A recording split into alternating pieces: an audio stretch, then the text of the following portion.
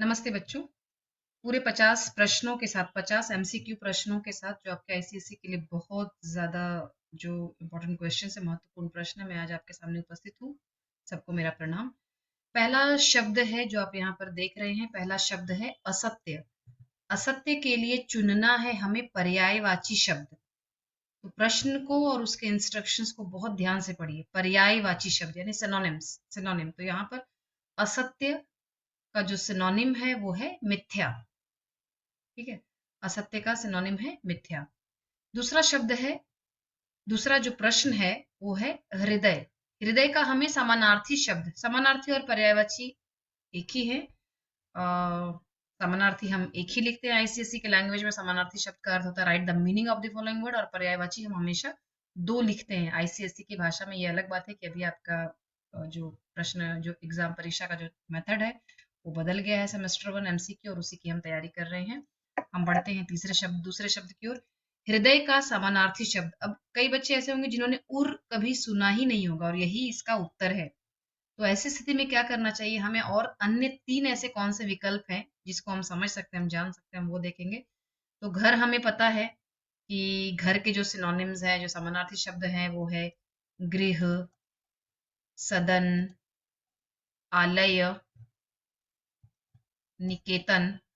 वर हम कहते हैं दूल्हे को, दूल्हे को हम वर कहते हैं, और मराठी भाषा में उसे यहाँ पर महाराष्ट्र में नौरा भी कहते हैं, और अंग्रेजी में कहते हैं ब्राइड ग्रूम। और वर यानी दूल्हा। और डर एक भाव है, एक भावना है। डर, क्रोध, ईर्ष्या, ये सब, शर्मिंदगी, ये सब, घबराहट, ये सब एक भावना है, भाववाचक संज्ञा है डर।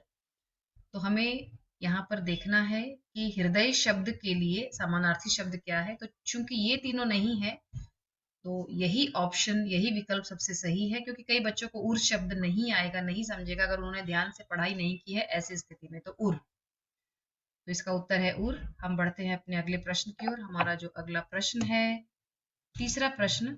जब तक हम तीसरे प्रश्न की ओर बढ़ रहे हैं, तब एक बात मैं आपसे कहना चाहूंगी, वीडियो को लाइक कीजिए, शेयर कीजिए और सब्सक्राइब भी कीजिए। तीसरा प्रश्न है गुप्त। गुप्त मतलब कोई बात जो छिपी हुई है, दबी हुई है, हमारी मुट्ठी में, हमारे दिमाग में बंद है, हमारे जबान को हमने सील कर रखा है, गुप्त। गुप्त का विलोम होता है, यहाँ पर चुनना है हमें विलोम शब्द, प्रकट। प्रकट करना मतलब एकदम सामने आ जाना। आप कोई चीज छिपाना चाह रहे हैं, पर अचानक होते ना होते वो आपकी जबान पर आ गई, प्रकट हो गई वो बात। ठीक है, लपट आग की होती है। कपट कोई व्यक्ति करता है, जो कपटी होता है व्यक्ति, जो धोखेबाज होता है, वो करता है कपट। ठीक है, तो कपट भी भाववाचक संज्ञा है। झपटना से बना है झपट। तो इसका जो सबसे जो सही उत्तर है इसका गुप्त का, वो है प्रकट। हमारा अगला प्रश्न है हृदय खिल उठना। हमारे दूसरे प्रश्न में भी हृदय शब्द आया था, जिसका आपको लिखना था समानार्थी शब्द। आपको याद है क्या शब्द? जल्दी से बताइए, सोचिए जल्दी से, क्या लिखा था हमने? हमने लिखा था उर। तो ये इस प्रश्न का हिस्सा नहीं है, ये जस्ट मैंने आपसे पूछा। तो हृदय खिल उठना, खिलना, खिलना अपने आप में अर्थ है कि प्रसन्न हो जाना, प्रसन्न होना। हृदय खिलना, चेहरा खिलना, इन सब का अर्थ है बहुत खुश होना, प्रसन्न होना। वहीं हृदय मुरझाना, चेहरा मुरझा जाना, इन सब का अर्थ है बहुत दुखी होना। तो हृदय मुरझाना, चेहरा मुरझाना, इन सब मुहावरों का अर्थ है। तो जो मुरझाना है वो सिंबॉलिक है, इस बात का प्रतीक है इस बात का कि कोई दुखी है, और खिलना इस बात का प्रतीक है कि कोई बहुत खुश है। तो हृदय खिल उठना, जैसा कि मैंने बताया आपको, हृदय खिल उठना मतलब प्रसन्न होना। जल्दी से मुझे आप कमेंट बॉक्स में मुझे आप बताइए कि शर्मिंदा होना के लिए आपको कौन सा मुहावरा आपको मालूम है। जल्दी से आप मुझे शेयर कीजिए मेरे साथ। क्रोधित होना के लिए कौन सा मुहावरा आपको मालूम है, वो भी शेयर कीजिए। और भयभीत होना के लिए कौन सा मुहावरा, जैसे शेर को देख करके अचानक शेर मेरे सामने आ गया और मैं बहुत डर गई, क्या हो गया, मेरा चेहरा सफेद हो गया, काटो तो खून नहीं, पैरों तले जमीन खिसक गई। ओके, तो भयभीत होना, तो ये सारे मुहावरे भयभीत होने के लिए। पर मैंने आपको कहा है शर्मिंदा होना और क्रोधित होना के लिए कौन से मुहावरे, कितने मुहावरे याद हैं आपको, कितने मालूम है, आप जरूर मुझे कमेंट बॉक्स में लिख करके भेजिएगा। और हृदय खिल उठना के लिए प्रसन्न होना, ये इसका सही उत्तर है, प्रश्न क्रमांक 4 का। अब हम बढ़ते हैं अपने अगले प्रश्न की ओर, प्रश्न 5। शुद्ध वर्तनी। ऐसा एक प्रश्न इस बार के सेमेस्टर 1 में जरूर पूछा जाएगा। शुद्ध वर्तनी का अर्थ है कि सही स्पेलिंग, तो शुद्ध वर्तनी का चयन कीजिए, चुनिए सही वर्तनी क्या है।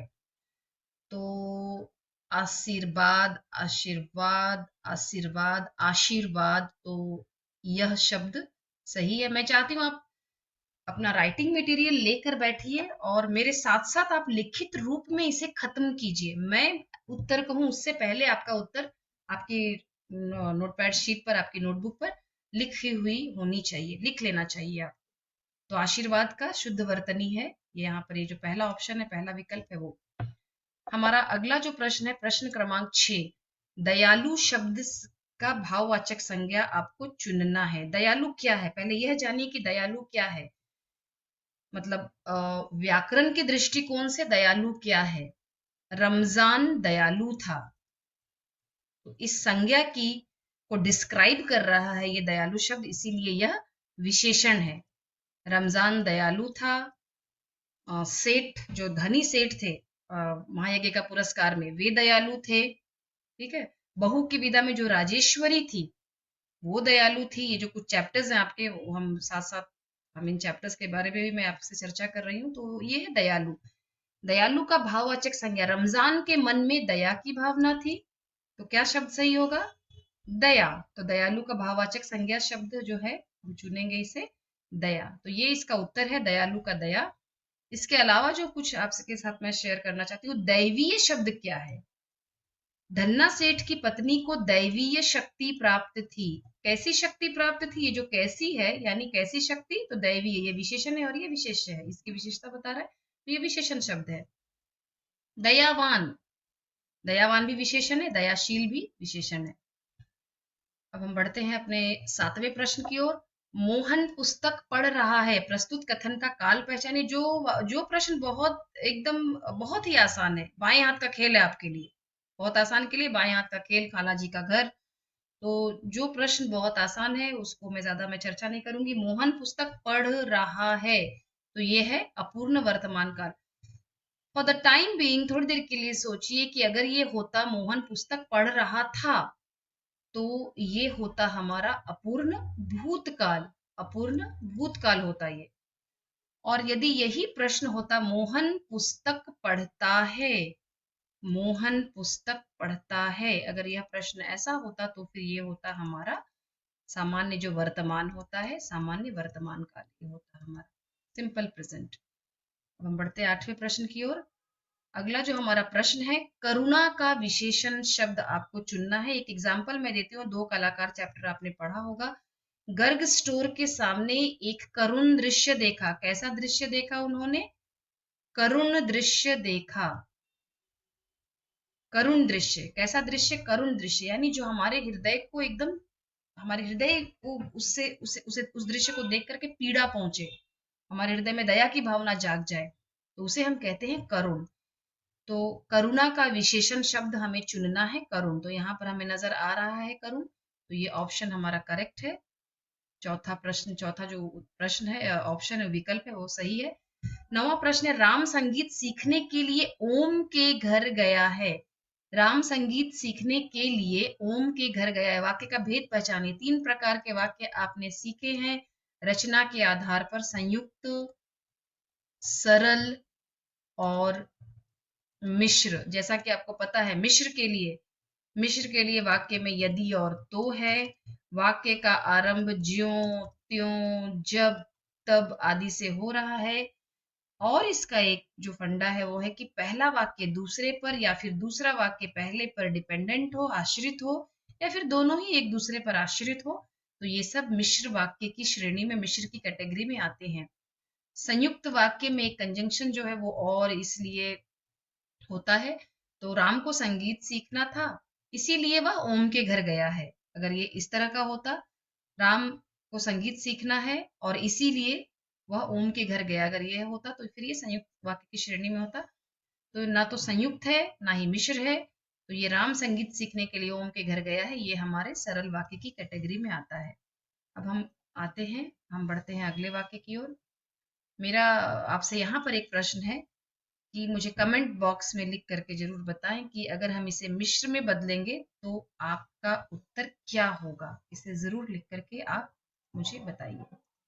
अगला प्रश्न है 10वां प्रश्न। मजदूर को काम करने के बजाय बैठा देखकर, बेचारा मजदूर काम करता करता थक गया, थोड़ी देर के लिए बैठ गया, उसे देख करके जो ठेकेदार है, जो केयर टेकर है, वो थोड़ी बोलेगा अरे बेचारा मजदूर तू थक गया है, तू बैठ जा थोड़ी देर के लिए। कोई इतना काइंड हार्टेड नहीं होता है।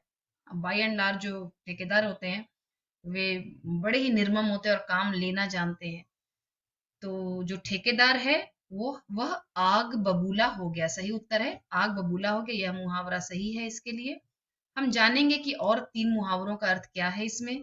ईद का चांद होना मतलब बहुत दिनों के बाद दिखाई देना। 9 2 11 होना, भाग जाना, फूला ना समाना, बहुत खुश होना, बहुत ज्यादा खुश होना, फूला ना समाना। और हमारा इसका उत्तर है आग बबूला होना। शामू अपनी माँ को, अब हमारा जो अगला 11वां प्रश्न से जो आरंभ हुआ है वो काकी चैप्टर से है। तो शामू अपनी माँ को क्या कहकर संबोधित करता था? काकी। हालांकि शामू की माँ का नाम है उमा। अगर प्रश्न पूछा जाए शामू की माँ का नाम क्या है, माँ का नाम क्या था? उमा है। लेकिन शामू अपनी माँ को क्या कहकर संबोधित करता था, क्या कहकर पुकारता था? तो शामू अपनी माँ को काकी कहकर पुकारता था और अपने पिता को वह काका कहकर पुकारता था। हमारा अगला प्रश्न है, एक इसी में से मैं कुछ और प्रश्न आपसे मैं पूछना चाहती हूँ कि शामू का जो जिस मित्र की चर्चा यहाँ पर की गई उसका क्या नाम है? उसका नाम है भोला। शामू ने भोला को पहली बार में कितने पैसे दिए थे? उसे दिए थे, उसने उसने चवन्नी दी थी। क्या क्यों दी थी चवन्नी उसे? पतंग मंगवाने के लिए। क्यों पतंग मंगवानी थी उसे? क्योंकि उसे पतंग को राम के पास भेजना था। क्यों राम के पास भेजना था? क्योंकि उसके हम उम्र मित्रों ने उसे बताया था, उसके मासूम मित्रों ने उसे बताया था कि उसकी जो माँ है वह राम के पास गई है और इसीलिए वह राम के पास पतंग भेज करके अपनी माँ को बुलाना चाहता था। इसीलिए उसने पहली बार में उसे चवन्नी दी थी, फर्स्ट टाइम में। और दूसरी बार में उसने 1 रुपए विश्वेश्वर के कोट की जेब से निकाले, 1 रुपया निकाला और भोला को दिया था और भोला ने अपनी जीजी को दे करके पतंग मंगवाई और रस्सियां मंगवाई। चलिए हम आगे बढ़ते हैं बच्चों।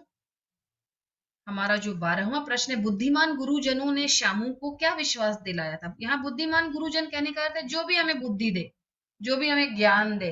हम सिंपल सी बात है, अगर बीमार पड़ जाते हैं तो जितने लोग होते हैं उतने लोग आकर के हमें ज्ञान देते हैं, भाई ये खाओ, अजवाइन खाओ, पेट सेको, हींग खाओ, तो ये खाओ, होम्योपैथिक कराओ, आयुर्वेदिक कराओ, तो एलोपैथिक कराओ। तो जितने लोग हमें ज्ञान दे वे हैं बुद्धिमान गुरुजन। तो जो घर में बुद्धिमान गुरुजन थे उन्होंने शामू को क्या विश्वास दिलाया था? उन्होंने शामू को यह विश्वास दिलाया था कि जो उसकी काकी है वह मामा के घर गई है। यही विश्वास दिलाया था। विश्वास का विलोम जल्दी से बताइए। अविश्वास। अविश्वास। बुद्धिमान का विलोम बताइए जल्दी से। बुद्धिमान का विलोम होता है बुद्धिहीन। बुद्धिहीन। साथ साथ लिखते जाइए मेरे साथ साथ।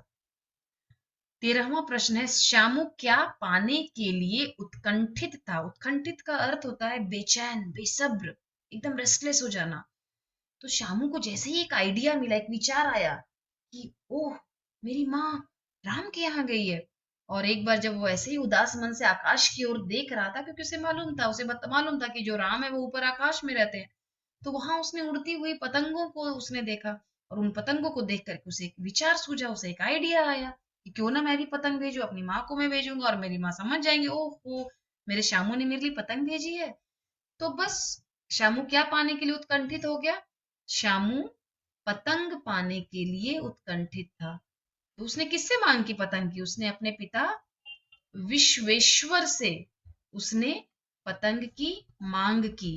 तो वो विश्वेश्वर जैसे शामू अपनी माँ के लिए बहुत दुखी था, वैसे ही विश्वेश्वर ने भी अपनी पत्नी खोई थी और वह अपनी पत्नी की मृत्यु के बाद बहुत दुखी रहा करते थे। बड़े ही अनमने ढंग से, अन्य मनस्क रहा करते थे, उनका मन नहीं लगता था वहां पर। तो बड़े ही अनमने ढंग से उन्होंने कहा था कि हाँ मंगा दूंगा।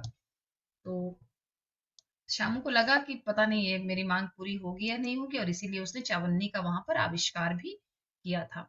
तो शामू पतंग पाने के लिए उत्कंठित था। ये है हमारा उत्तर 13वें प्रश्न का। अब हम बढ़ते हैं 14वें प्रश्न की ओर। शामू का जो हम उम्र साथी था, समवयस्क साथी था, उसका नाम क्या था? उसका नाम था भोला। हमने कई बार चर्चा की और बहुत आसान है। मैं इसके एक प्रश्न और मैं इससे पूछना चाहूंगी कि जवाहर का नाम यहाँ पर क्यों आया है? जवाहर क्या किया था जवाहर भैया ने? तो जवाहर भैया ने जो पतंग श्यामू ने बनाई थी, मतलब पतंग में जो डोर बांधी थी, उस पर उसने काकी, एक पर काकी लिख करके दिया था। वो लिखने वाले जो व्यक्ति थे वे थे जवाहर। अब हमारा अगला जो 15वां प्रश्न है, लोग बड़ी कठिनता से उसे हटा पाए।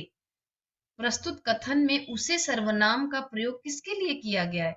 बड़ी कठिनता से उसे हटा पाए, किस व्यक्ति को कठिनता से हटा पाए? शामू को। कहाँ से कठिनता से हटा पाए? शामू जो है, जब उसने अपनी माँ को जमीन पर भूमि शयन करते हुए देखा तो उसने कहा मैं अपनी काकी को नहीं ले जाने दूंगा। सब लोग उसे श्मशान ले जा रहे थे क्योंकि क्रियाकर्म के लिए उसे श्मशान ले जाना था। तो एकदम वो अपनी काकी से लिपट गया। उसने कहा मैं ले जाने ही नहीं दूंगा मैं उसे, अपनी काकी को। तो ऐसी स्थिति में उससे, अर्थात शामू को, लोग बड़ी कठिनता से हटा पाए। तो हमारा सही उत्तर है यहाँ पर शामू। और कठिनता का जो विलोम शब्द है वो है सरलता या फिर आसानी। दोनों शब्द हैं कठिनता के विलोम। हमारा अगला प्रश्न है, एक ही डांट में कौन मुखबिर हो गया था? मुखबिर हो जाना का अर्थ होता है किसी सीक्रेट बात को, किसी बंद जो बात है, जो बात हमने एकदम गुप्त रखी है, उसे खोल देना, उसे बता देना। किसे डांट पड़ी थी इस चैप्टर में? आपको याद होगा डांट किसे पड़ी थी? तो डांट उन बच्चों को पड़ी थी जो अंधेरे कमरे में पतंग में डोर बांध रहे थे। कौन थे वे दोनों बच्चे? भोला और शामू। डांटने वाला व्यक्ति कौन था? विश्वेश्वर। तो विश्वेश्वर ने जैसे ही पूछा कि किसने मंगाई ये पतंग और मेरे जेब से पैसे किसने निकाले, जैसे ही उन्होंने यह पूछा तो ये इस एक ही डांट में जो भोला है वह मुखबिर बन गया था और उसने भेद खोल दिया। उसने उसके बाद बता दी कि नहीं नहीं मैंने नहीं मंगाई थी, वो शामू ने मंगाई थी। और वो उसने अपने हाथ जल्दी से खींच, दरवाजे में उसका दोष था भी नहीं, उसका दोष बिल्कुल नहीं था इसमें। तो इसमें जो उत्तर है वो है भोला। रिक्त स्थान आपको भरना है ब्लैंक से शामू कागज पर। ये हमने अभी भी किया था और बहुत आसान है। जवाहर इसका सही उत्तर है। जवाहर से, जवाहर से, यहाँ आप देख पा रहे सही उत्तर है जवाहर से। तो जवाहर से एक मिनट बच्चों, जवाहर से शामू कागज पर काकी शब्द लिखवाने वाला था। तो जवाहर से काकी शब्द लिखवाने वाला था। किससे? जवाहर से। हमारा अगला प्रश्न है, अंत में कौन क्या देखकर हतबुद्धि होकर खड़ा रह गया? अंत में कौन, पहला आपको ढूंढना है कि कौन है और उसने क्या देखा। दो बातें हैं, कौन और क्या। तो कौन में है विश्वेश्वर। क्या देखकर? तो पतंग पर काकी लिखा देखकर हतबुद्धि होकर खड़ा रह गया। उसने सोचा था कुछ और मतलब उसने सोचा था कि अरे ये किसने चोरी की है, मेरे पैसे कहाँ गए, पतंग क्यों मंगवाई है, इसने पतंग क्यों मंगवाई है। पर पतंग पर काकी लिखा देखकर विश्वेश्वर को शामू के हृदय की पीड़ा समझ में आ गई। वो समझ गए विश्वेश्वर कि यह बच्चा जो मेरा बेटा है, यह अपनी माँ को कितना याद कर रहा है। और वो यह देख करके वे हतबुद्धि होकर खड़े रह गए। हमारा अगला प्रश्न है, खूंटी पर क्या टंगा था? तो खूंटी पर टंगा था कोट। खूंटी पर क्या टंगा था? तो खूंटी पर टंगा था कोट। स्टूल सरकाकर किसने पैसे निकाले थे कोट से? स्टूल सरकाकर, स्टूल पर चढ़कर शामू ने कोट से पैसे निकाले थे। पहली बार में 25 पैसे निकाले थे पतंग मंगवाने के लिए, दूसरी बार में 1 रुपया निकाला था क्योंकि उसे रस्सियां मंगानी थी। रस्सियां मंगाने की सलाह किसने दी थी? तो उसके मित्र भोला ने दी थी। इस जैसे मैं कहती जा रही हूँ, सुनते जाइए, पूरा चैप्टर का रिवीजन हो गया आपका यहाँ पे। अब वापस जो 20वां प्रश्न से जो आरंभ हुआ है हमारा वो है व्यावहारिक व्याकरण। तो जो कठिनाई से प्राप्त किया जा सके, कठिनाई से जो प्राप्त हो, लाभ हो, जिस किसी चीज का लाभ हमें बड़ी कठिनाई से मिले, तो वो है दुर्लभ। ओके, दुर्लभ। दुर्गम का अर्थ होता है, दुर्गम का अर्थ होता है जहां गम्य करना, जहां गमन करना, जहां जाना बहुत कठिन हो। जैसे हिमालय की जो घाटियां हैं वो बहुत ही दुर्गम में है, बहुत दुर्गम जगह है। तो जहाँ जाना कठिन कठिन काम हो, बहुत ही कठिन हो, उसे हम कहते हैं दुर्गम। पर हमारा इसका जो उत्तर है वो है दुर्लभ। अब हम अगले प्रश्न की ओर जाते हैं। जब तक मैं अगले प्रश्न की ओर जा रही हूँ, मैं फिर से आपको याद दिलाऊं, वीडियो को लाइक जरूर कीजिएगा और शेयर भी कीजिएगा। युवा पुत्र की मृत्यु का समाचार सुनकर, मतलब किसी के कोई अपने बेटे की मृत्यु का समाचार सुने तो इससे ज्यादा उस व्यक्ति को तोड़ देने वाली बात और कमजोर कर देने वाली बात, दुखी कर देने वाली बात और कोई नहीं हो सकती है। तो युवा पुत्र की मृत्यु का समाचार सुनकर जो रामलाल है, उसकी कमर टूट गई, एकदम दुखी हो गया, अंदर तक टूट गया, वो उसकी जो कमर है वह टूट गई। इसमें कमर कसना मुहावरा है। कमर कसना का अर्थ होता है तैयार हो जाना, कमर सीधी करना। 6-7 घंटे से आप लगातार काम कर रहे हैं और थोड़ी देर के लिए आपने विश्राम किया, थोड़ा आराम किया, उसे हम कहते हैं कमर सीधी करना। और काम आना हम शहीदों के लिए कहते हैं, जो देश के लिए काम आ जाए, जो देश के लिए अपने आप को सैक्रिफाइस कर दे, बलिदान कर दे, उसे हम कहते हैं काम आना। 22वां प्रश्न पर जाते हैं। जिसे पढ़ा न जा सके, जिसे पढ़ा न जा सके तो माफ कीजिएगा, क्षमा कीजिएगा बच्चों, जिसे पढ़ा जा सके पठनीय, मतलब रीडेबिलिटी हो जिसमें, जो हम पढ़ सके, तो उसे हम कहते हैं पठनीय। माफ कीजिएगा, पर आपके जो हैंडराइटिंग होती है उस हैंडराइटिंग को सुधार कर लिखने की बहुत जरूरत है, तो अच्छे से लिखा कीजिए। अगला प्रश्न, रहस्य उजागर होना, मतलब किसी बात, कोई बात जो है वह खुल जाना, कोई बात सामने आ जाना।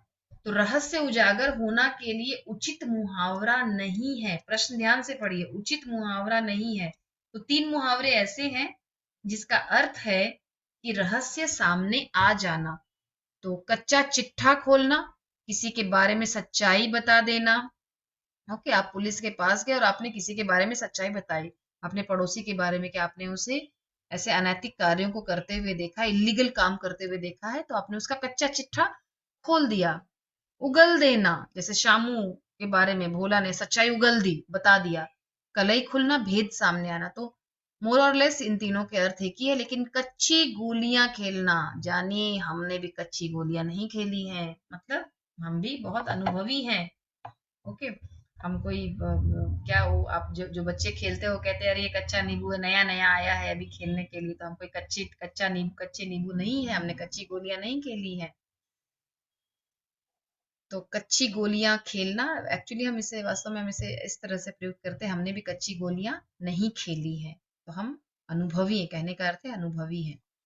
तो इसमें जो सही उत्तर है वो है कच्ची गोलियां खेलना, और बाकी तीनों का अर्थ है सच्चाई सामने आ जाना। 24वां प्रश्न, जिसका मन किसी दूसरी ओर हो, जैसे विश्वेश्वर, विश्वेश्वर का मन पूरी तरह से अपनी मृत पत्नी की ओर था, वे बहुत उसे याद करते थे, उदास रहा करते थे, शामों की ओर बिल्कुल ध्यान नहीं था उनका, अपने काम की ओर मन नहीं था उनका। तो जिसका मन किसी दूसरी ओर हो, सही उत्तर है अन्य मनस्क। देख पा रहे हैं आप, यहाँ पर टिक मार्क लगा है, अन्य मनस्क। अब अगला जो प्रश्न है, अगले जो कुछ प्रश्न है वो संस्कार और भावना एकांकी से है।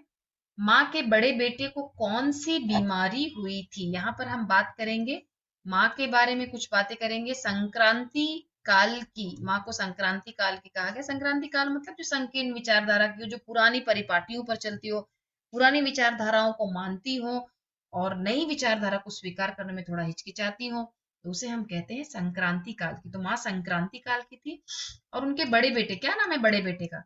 बड़े बेटे का नाम है अविनाश। इसी बात पर मैं ये भी प्रश्न पूछती हूँ, छोटे बेटे का नाम क्या है? छोटे बेटे का नाम है अतुल। तो कौन सी बीमारी हुई थी उसे? उसे हैजा हुआ था। हैजा हम कहते हैं कॉलेरा को।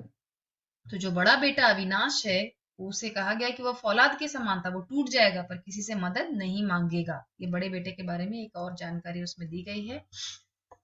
उसके बाद है, माँ को अविनाश के बीमार होने की खबर किसने दी थी? माँ को किसी से खबर की आवश्यकता नहीं होनी चाहिए, माँ तो माँ है, उन्हें खुद मालूम हो जानी चाहिए कि भाई मेरा बेटा बीमार है। लेकिन यहाँ पर मानो उल्टी गंगा बह रही थी, और माँ को अविनाश के बीमार होने की खबर जब वे कुमार के घर में गई थी, कुमार पड़ोसी हो सकता है, उनके मोहल्ले का हो सकता है, तो कुमार के घर पर जब गई थी तो वहां पर काम करने वाली जो मिसरानी थी, उस मिसरानी ने माँ को बताया कि तुम्हारा जो बेटा है वह बहुत बीमार था, मरते मरते बचा है। और यह खबर सुन करके माँ शर्म से मानो गड़ गई थी। तो शर्म से गड़ जाना मतलब बहुत शर्मिंदा ना, टू फील अशेम्ड। अरे मेरा बेटा जो बचपन में बीमार होता था, थोड़ी सी खांसी भी होती थी तो मैं पूरी रात उसके पास बैठी रहती थी, उसकी सेवा करती थी, और आज वो गंभीर है और मुझे किसी और से, थर्ड पर्सन से यह बात मालूम पड़ रही है। तो वे बहुत शर्मिंदगी उन्हें हुई। 27वां प्रश्न है, माँ ने अविनाश की पत्नी को क्यों नहीं अपनाया था? सीधी सी बात है कि ये जो लेसन है, ये जो चैप्टर है, ये बता रहा है कि हम बहुत जातिवादी हैं, हम जात पात में विश्वास करते हैं, और हम मतलब दूसरी जात के लड़के या लड़की से, अपनी जात लड़के या लड़की से अपने बच्चों का विवाह हम नहीं करना चाहते। यह भारतीय मानसिकता है, भारत के लोगों की यह मानसिकता है। तो इसी पर प्रहार करता है, कुठाराघात कर रहा है यह चैप्टर। तो माँ ने अविनाश की पत्नी को क्यों नहीं अपनाया था? क्योंकि माँ जो है वह पुराने संस्कारों की थी, और अविनाश ने एक ऐसी स्त्री से विवाह कर लिया था जो उसके अपने कास्ट की नहीं थी, अपने जाति की नहीं थी, वो बंगाली थी। और बंगाली में भी ऊंचे जात के और नीचे जात के लोग होते हैं, सभी जगह होते हैं ऊंची जात और, हालांकि मैं इस जात पात के बहुत विरोध में हूँ, लेकिन चूंकि चैप्टर में है और समझाना बताना जरूरी है, इसीलिए हमें कहना पड़ रहा है मुझे भी, कि वह विजातीय स्त्री थी, इसीलिए अविनाश की पत्नी को माँ ने नहीं अपनाया था। अगला प्रश्न है आपके सामने, जो 28वां प्रश्न है, अविनाश की बीमारी के समय उसके प्राणों की रक्षा के लिए उसकी पत्नी ने क्या क्या कार्य किए थे? अब इसके आगे एक पूंछ भी है, गलत विकल्प चुनिए। कभी कभी ये पूंछ बड़ी खतरनाक होती है क्योंकि हम ध्यान नहीं देते, क्योंकि हमारा ध्यान सिर्फ प्रश्न पढ़ा, और हम इतने व्यग्र होते, इतने बेचैन होते कि जल्दी से आंसर शीट सबमिट करना, जल्दी से आंसर शीट सबमिट करनी। नहीं, आपके पास समय है बहुत सारा, आप ध्यान से पढ़ करके अपने प्रश्नों को पढ़िए, समझिए और फिर उत्तर दीजिए। अविनाश की बीमारी के समय उसके प्राणों की रक्षा के लिए उसकी पत्नी ने क्या क्या कार्य किए थे? तो गलत विकल्प चुनना है, उसने सब कुछ खुद से किया था, क्योंकि अविनाश के बारे में कहा गया है कि उसे किसी से मदद लेना स्वीकार नहीं था। तो यहाँ ये विकल्प गलत होगा। उसने अतुल से सहायता मांगी थी? नहीं, उसने अतुल से कोई सहायता नहीं मांगी थी, बल्कि उसने स्वयं सब कार्य किया था। मिश्रानी जो उसके घर में काम करने के लिए आती थी, उसी से उसने दवाइयां मंगवाई थी, और इसीलिए मिश्रानी को मालूम भी, यह बात मालूम पड़ी थी कि उसके अविनाश जो है बीमार है। उसने पैसे के लिए किसी के आगे हाथ नहीं पसारे थे, और घर के कामकाज के साथ साथ वह अविनाश की देखभाल भी करती थी। तो हमारा जो सही उत्तर है वो है ऑप्शन सी। अगला है, अतुल की बीमारी के समय उसके पिता का व्यवहार कैसा था? यहाँ पर इस चैप्टर में जो माँ है वह अपने पति के बारे में, अर्थात अतुल और अविनाश के पिता के बारे में कह रही हैं कि वे भी बहुत निर्मम थे, और उनके ही ये दोनों बच्चे हैं। कौन दोनों बच्चों के बारे में बात कर रही है? कि ये भी उतने ही निर्मम हैं, अविनाश और अतुल। तो क्यों उनको निर्मम कह रही है? क्योंकि वे ऐसे पिता हैं कि जब बच्चा जो है वो मृत्यु की कगार पर था, मतलब बहुत ज्यादा बीमार था, तो डॉक्टर के पास लेकर के दौड़ने की बजाय, उसे उसकी जान बचाने की बजाय वे क्या कर रहे थे? वे शांत मन से मृत्यु की मानो प्रतीक्षा कर रहे थे। उनका ये ऐसा मानना था कि भाई जन्म और मृत्यु तो यही तो जीवन है, और वे शांत मन से उसे धरती पर लिटा रहे थे। किसे लिटा रहे थे? उसे, मतलब वे अतुल को लिटा रहे थे धरती पर, कि मृत्यु तो आनी है, मृत्यु को कौन रोक सकता है। इसीलिए माँ ने उन्हें निर्मम कहा है। अविनाश की पत्नी के बारे में गलत विकल्प चुनना है। तो अविनाश की पत्नी के बारे में गलत विकल्प है, वह रूपवती थी, यह सही विकल्प है। वह निम्न जाति की बंगाली युवती थी, यह भी सही है। उसने प्रेम विवाह किया था, यह भी सही है। और जब उमा उसके पास गई थी, आपको याद होगा इस चैप्टर के बारे में, कि उमा जो है अविनाश की पत्नी को अपनी सास अर्थात अपनी माँ के दुख का कारण मानती थी, और इसीलिए वह लड़ने के लिए अविनाश की पत्नी के पास गई थी, और उसने उसे कहा था कि वह अविनाश का त्याग कर दे। यह उमा ने कहा था। लेकिन क्या अविनाश त्याग करने के लिए तैयार हो गई थी? नहीं, वह तैयार नहीं हुई थी, बल्कि उसने कहा था कि क्या तुम छोड़ दोगी अपने पति को? क्या तुम अतुल को छोड़ सकती हो? जब तुमने प्रेम विवाह नहीं किया है और तुम नहीं छोड़ सकती, तो मैं कैसे छोड़ सकती हूँ? मैंने तो प्रेम विवाह किया है। तो यह हमारा जो ऑप्शन सी है, यह हमारा सही उत्तर है। और अब हम आगे बढ़ते हैं। कौन अविनाश के घर गया था? सही विकल्प चुनिए। अविनाश के घर पर कौन गया था? वैसे तो अ, पाठ के अनुसार दो जन गए थे, दो लोग गए थे अविनाश के घर में, एक अतुल गया था और एक उमा गई थी।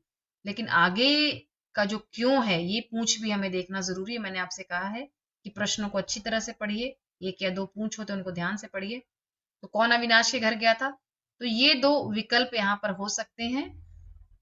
क्यों गया था? तो अतुल गया था बीमार अविनाश का हालचाल जानने के लिए, नहीं। बहुत क्लियर वहां लिखा गया है कि वह कार्यालय के काम से वहां गया था।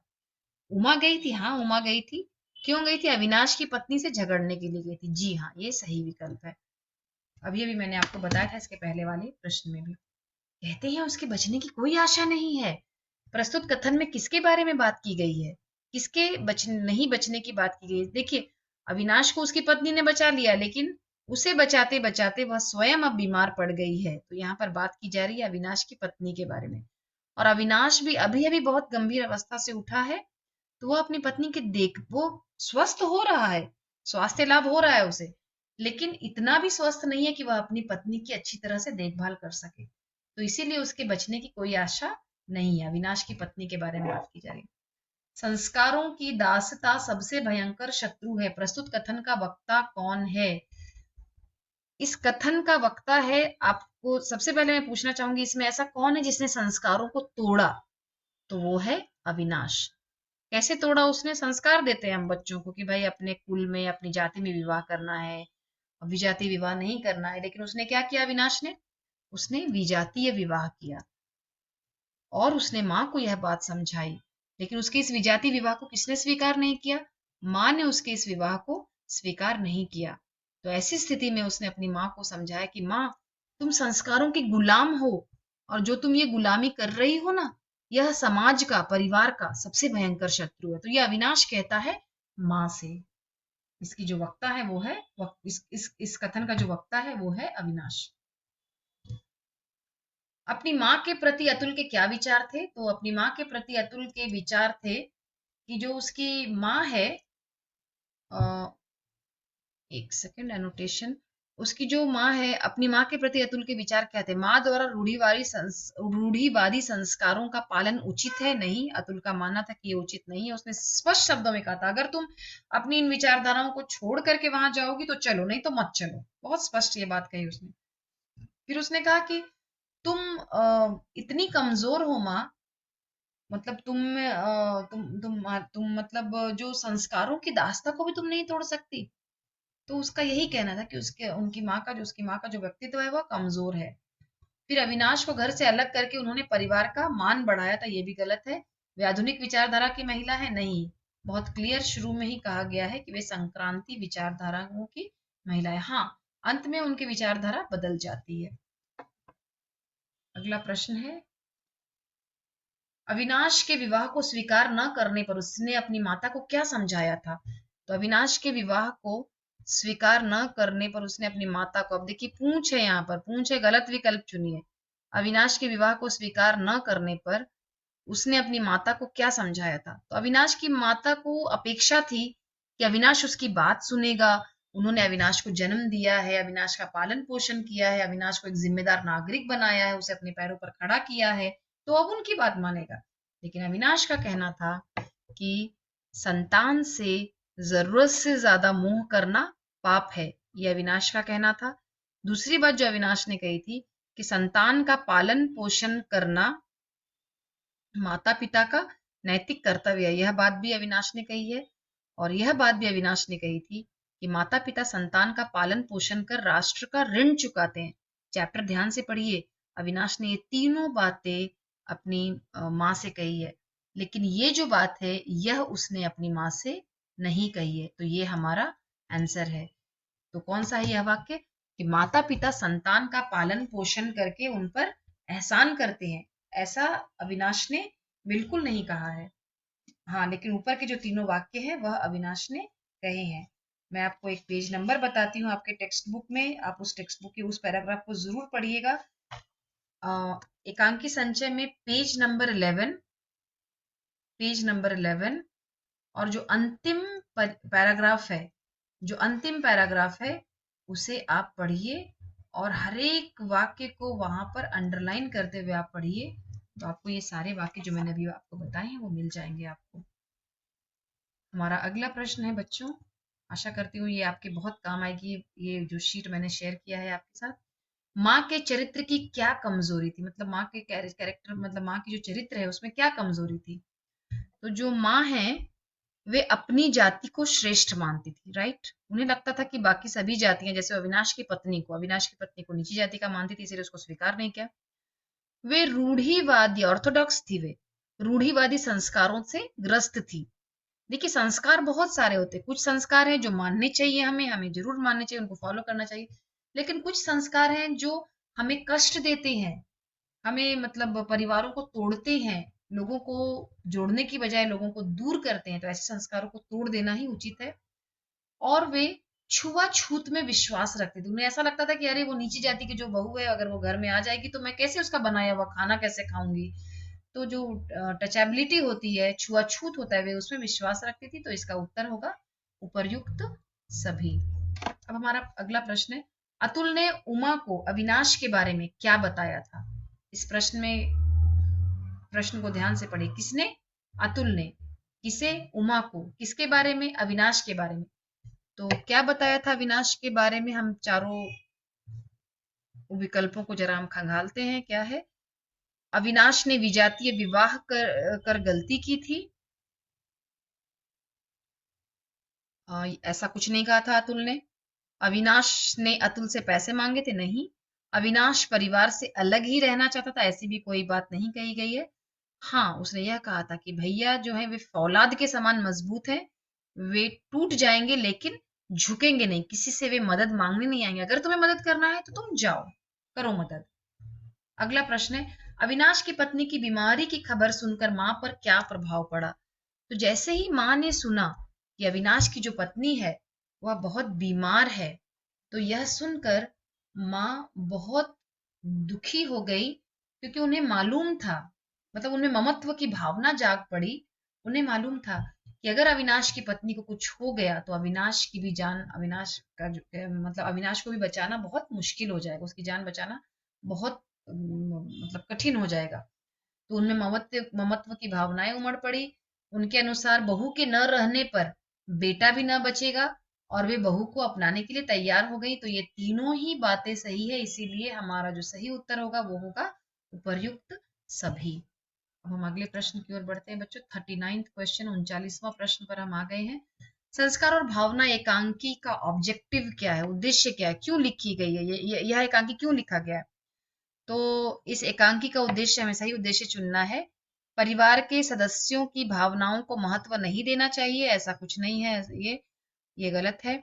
रूढ़िवादी संस्कारों के वशीभूत नहीं होना चाहिए, जो ऑर्थोडॉक्स, जो हमारे ऐसी ऐसी बातें जो 100 200 500 1000 वर्षों से हम फॉलो कर रहे हैं, पर जो एकदम मीनिंगलेस है, एकदम निरर्थक बातें हैं, तो ऐसे संस्कारों के वशीभूत नहीं होना चाहिए। हमें ऐसे संस्कारों के कंट्रोल में आकर के अपने परिवार को टूटने नहीं देना चाहिए। तो रूढ़िवादी संस्कारों के वशीभूत नहीं होने चाहिए, मेरे अनुसार ये विकल्प सही है। फिर भी हम इन चारों को पढ़ेंगे। अंतरजातीय विवाह को बढ़ावा नहीं देना चाहिए, नहीं, ऐसा नहीं, ये तो बढ़ावा दे रहा है। संस्कारों को मान्यता नहीं देनी चाहिए, संस्कारों को मान्यता देनी चाहिए, लेकिन ऐसे संस्कारों को तोड़ना जरूरी है जो हमारे राह में एक अड़चन के समान है, आगे बढ़ने की राह में, हमारी सफलता की राह में अड़चन के समान है। तो ऐसे संस्कारों को तोड़ना जरूरी है। हम 40वें प्रश्न पर आ गए हैं। स्मरण शब्द का पर्यायवाची शब्द है, स्मरण पर्यायवाची सिनोनिम, तो याद। अगला प्रश्न है, ऐच्छिक शब्द का विलोम। ऐच्छिक होता है अपनी इच्छा से, इसमें जो मूल शब्द है वो है इच्छा। मैंने आपको इसके पहले ही बताया था, इच्छा प्लस इक, ये बन गया ऐच्छिक। इसमें जो प्रत्यय है वो है इक।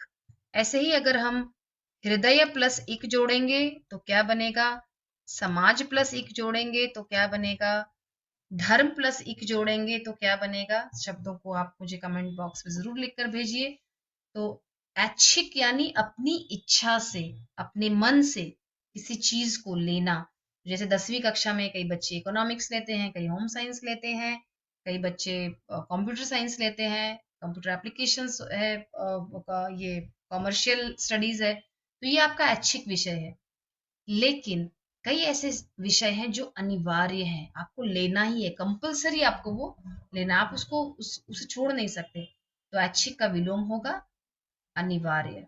विकल्प होता है ऑप्शंस, जैसे आपके सामने 1 2 3 4 ये 4 विकल्प है। संक्षिप्त मतलब समराइज्ड वे में, संक्षेप में, इन शॉर्ट, समरी। विस्तृत मतलब ब्रॉड वे में, विस्तार से बताना। तो ये दोनों भी एक दूसरे के विलोम शब्द है, संक्षिप्त और विस्तृत। तो ऐच्छिक और अनिवार्य, संक्षिप्त और विस्तृत। 42वां शब्द है सुत। सुत का स्त्रीलिंग शब्द, सुत का अर्थ क्या होता है? सुत का अर्थ होता है बेटा। तो सुता का अर्थ क्या होगा? बेटी। तो यहाँ पर एक बार हम लिख लेते हैं, यहाँ बेटा है तो यहाँ बेटी है, वैसे ही यहाँ पुत्र है तो यहाँ पर पुत्री है। अगला शब्द है, इसमें आगे सूत्र का अर्थ होता है धागा, और सुर मतलब होता है देव, ईश भगवान।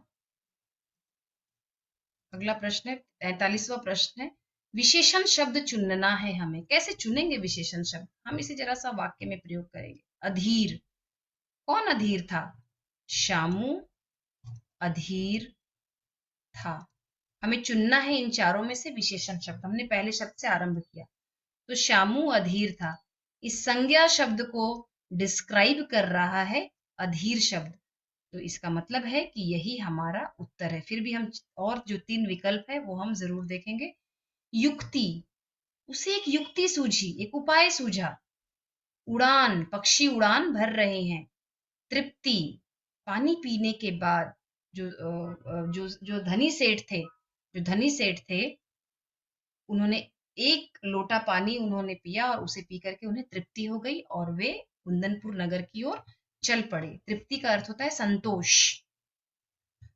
तो हमारा जो सही उत्तर है इसमें अधीर। अगर तृप्ति से मुझे बनाना हो विशेषण तो मैं बनाऊंगी तृप्त। और ऐसा कतई जरूरी नहीं कि हर एक शब्द का विशेषण या भाववाचक संज्ञा बने ही बने। 44वां शब्द है बेमेल शब्द, ऑड मैन आउट। आपको चुनना है कि कौन से 3 शब्द एक जैसे एक ही अर्थ है और एक शब्द है जो अलग है। तो पाषाण का अर्थ होता है पत्थर, पत्थर ऑलरेडी यहाँ पर दिया हुआ है। प्रस्तर का अर्थ भी है पत्थर। एक और अर्थ होता, एक और शब्द है इसके लिए पाहन। और पर्वत का अर्थ होता है पहाड़, गिरी, अचल। तो अब आप समझ गए कि इसमें से जो पर्वत है यह इसका सही विकल्प है।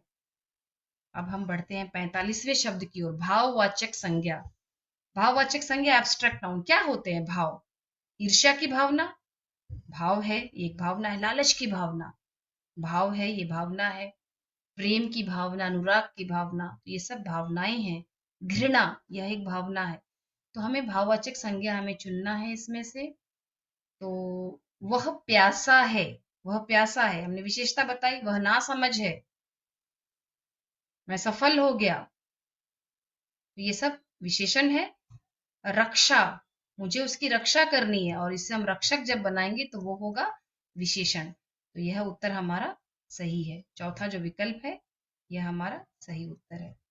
46वां शब्द है हमारे सामने, जो शाक सब्जियां खाता है। कल भी मैंने जो तत्सम तद्भव शब्द का जो वीडियो मैंने शेयर किया है बच्चों, ऑलमोस्ट मैंने 50 से 60 शब्दों को उसमें आपको विस्तार से और चित्र के साथ समझाया है। फुर्सत में देखिए उसे, चाय कॉफी पीते पीते जरा चुस्कियां लेते लेते उसे आप देख लीजिए, आपको बहुत अच्छे से समझ में आ जाएगा। उसमें एक शब्द है शाक। तो जो शाक शब्द है, शाक तत्सम शब्द है और शाक से ही बनता है। शाक का जो तद्भव शब्द बनता है वो है साग। शाक से जो तद्भव शब्द बनता है वो है साग। और शाक से ही बनता है शाकाहारी। क्या है शाकाहारी? शाकाहारी में जो शब्द है वो है शाक प्लस आहार प्लस ई, तो शाकाहारी। शाकाहारी। क्या किया हमने इसमें? हमने इसमें इस आ की जगह पर आ की मात्रा लगा दी, और इसमें ई की जगह पर यहाँ पर हमने शाकाहारी शब्द यहाँ पर हमने बना दिया, शाकाहारी।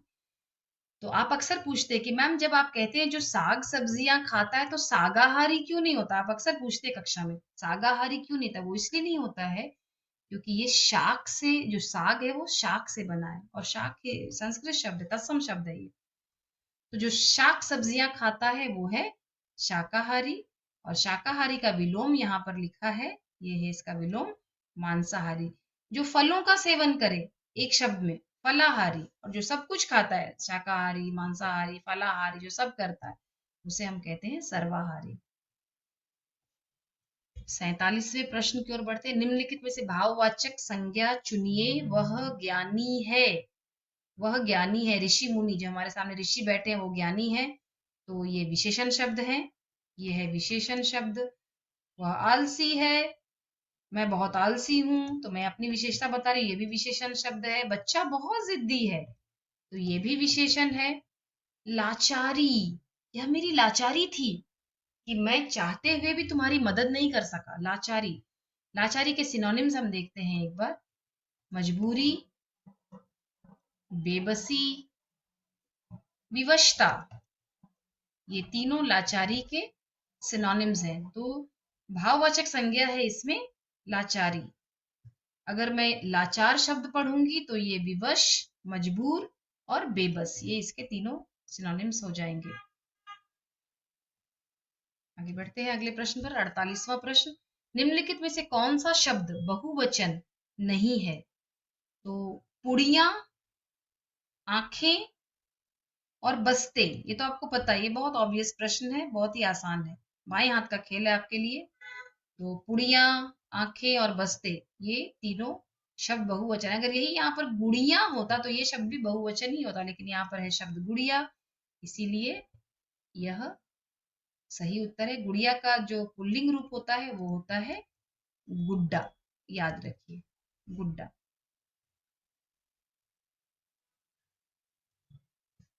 49वां प्रश्न आ गया हमारा।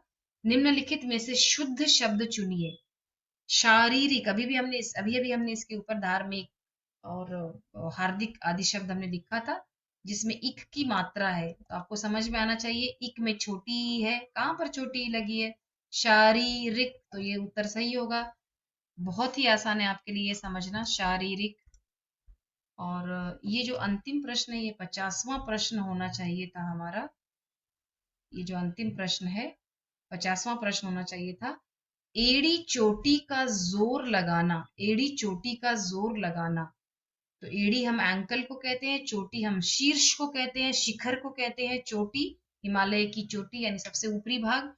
तो एड़ी चोटी का जोर लगाना मतलब खूब जोर लगाना, पूरी मेहनत से काम करना, अपनी आगामी परीक्षा में उत्तीर्ण होने के लिए, अव्वल आने के लिए मैंने एड़ी चोटी का जोर लगा दिया।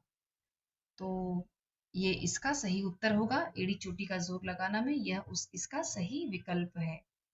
आप मुझे कमेंट बॉक्स में पैर से या पाँव से कितने मुहावरे आपको आते हैं ये जरूर लिखकर बताइएगा। हाथ से कौन से मुहावरे आते, कम से कम कोई भी एक या दो मुहावरे बताइए। सिर से कौन सा सिर से कौन सा मुहावरा आपको मालूम है, ये भी आप मुझे जरूर कमेंट बॉक्स में आप मुझे लिख करके जरूर बताइए। अगली जो अब हमारी अगली ये होगी, हमारा अगला जो वीडियो होगा उसमें वापस मैं 3-4 ऐसे ही चैप्टर्स लेकर के मैं आपके समक्ष में फिर से हाजिर होंगी।